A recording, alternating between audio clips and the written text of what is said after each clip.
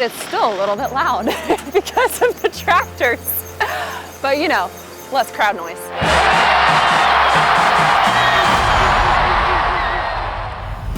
Ever wonder how these perfectly manicured fields your favorite athletes win games on look so perfect? So today we're taking you behind the scenes of how the field at Sanford Stadium looks its Saturday best.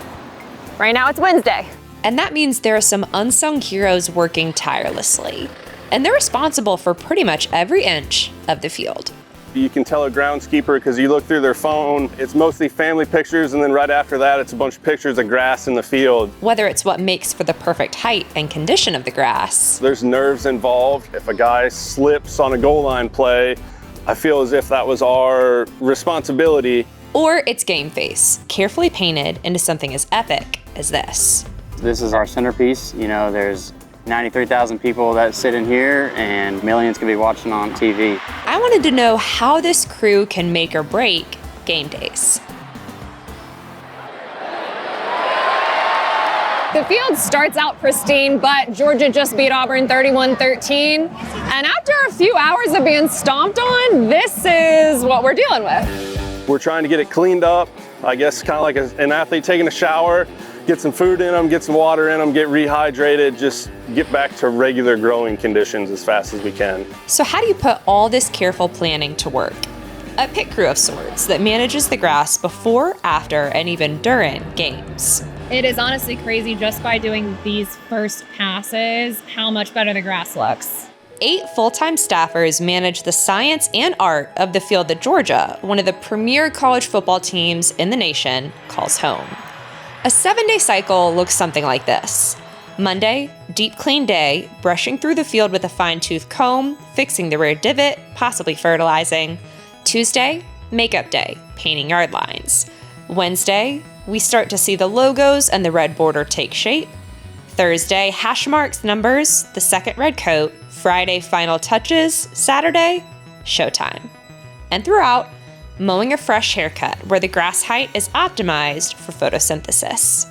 On a game week, it can be a 70-hour job, with 12 to 18 UGA students pitching in as well. So what's the preferred playing surface between artificial turf and grass? 92% of NFL players, including 49ers tight end George Kittle, say grass. I mean, I think it's an obvious answer. You see more injuries on turf. I'm more sore when I play on turf. Regardless of the preference, grass requires upkeep to make sure it doesn't affect the outcome of a game. If we're getting called out into the spotlight, it's because something went wrong. From player safety standpoint, I do believe those synthetic fields can have extra wear and tear on the body. Personally, as an agronomy guy, as a person who likes to grow plants, it's exciting to hear the athletes push and enjoy playing on grass, but also respect there are situations where grass just can't grow or won't withstand all the usage, and synthetic does have its place.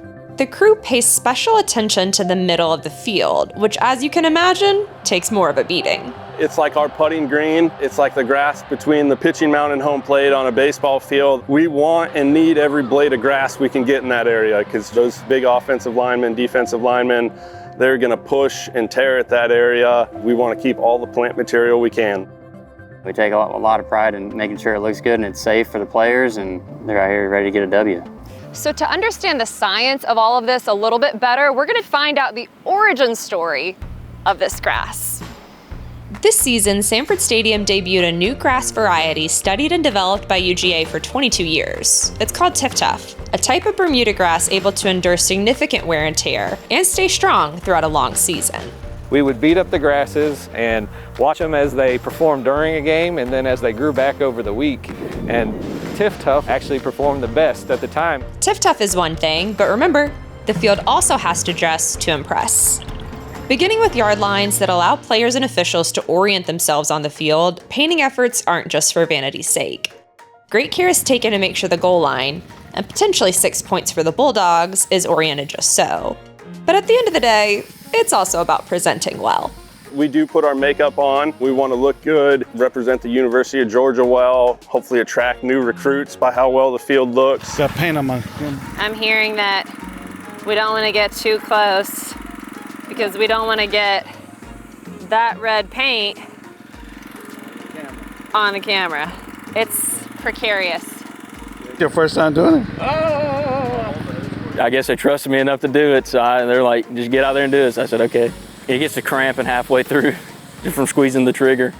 A lot of people are going to see this field on Saturday, so you can't exactly go rogue. Yeah, I guess you just got to fight through it. Just don't think about it. It's a really good red line, I think. Nice and straight. Did you color in the lines as a kid? Yeah, meticulously, but there wasn't as much stakes as there are for this.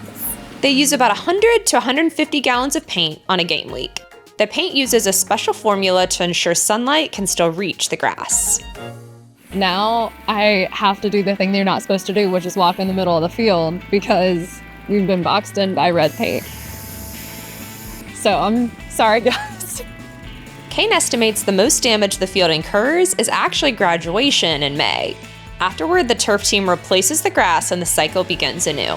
So these guys have been working since early this morning, but their job is nowhere near finished. We pride ourselves in being behind the scenes. So as funny as it sounds, being able to hide in the corner and be like, yeah, we helped put that on. We were fortunate enough to get rings when the team won Natty, so that kind of made us feel pretty special.